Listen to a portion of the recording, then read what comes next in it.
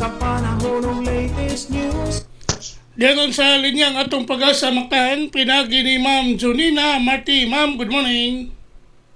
Good morning, Sir Ariel. Sa itong mga sukinti paminaw, matong latest weather update. Ang easterly so init na hangin gikan sa dagat Pasipiko ang nagpasalabi karon din sa may Southern Luzon, Visayas ug sa may Mindanao. Ug tungod ning easterlies din sa may Eastern Visayas kay makasinati sinamang dag-umon nga kalangitan kiniugan ani mga katag-katag nga pagulan pagpanugtog kilap. Samtang sa nabiling bahin sa Kabisayaan makasinati gihapon kitag mga pag-uwan-uwan ta ning easterlies sila binapagabot sa hapon ngadto na sa gabi. Wapod kita active na gale warning Mount Tibok Visayas kay makasinati gihapon og hinay ngadto na sa kasarangan na pagguro sa hangin na magumikan sa silangan ngadto na sa amin ang sidlakan di na itong kadagatan na magpabiling malinawon ngadto na sa kasarangan ang mga pagbalod.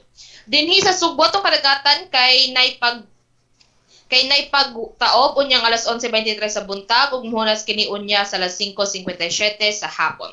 Temperatura nato for the next 24 hours naakini sa 26 ngadto na sa 32 degrees centigrado ug ang atong haring adlaw kay musilang unyang alas 5:34 sa buntag ug mosalop kini unya sa alas 5:39 sa hapon. Philippine Standard Time kay alas 5:28 na ug matong latest weather update gikan diri sa buhatan sa DOST Pag-asa Mactan kini si Junina Marte mayong buntag ug daghang salamat. Salamat kay Ma'am Junina yang may buntag sa Pag-asa Mactan. Isa pa yan, sir. Okay, good morning.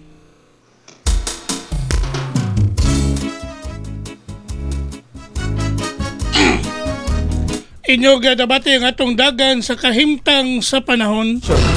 Nining adlaw nga Lunes, pizza 8 bulan sa September 2, 2025. Pinagi ni Ma'am Junina Marti ang atong weather specialist gikan sa Pag-asa Mactan nga naghatol sa atong dagan sa kahimtang sa panahon kon weather update.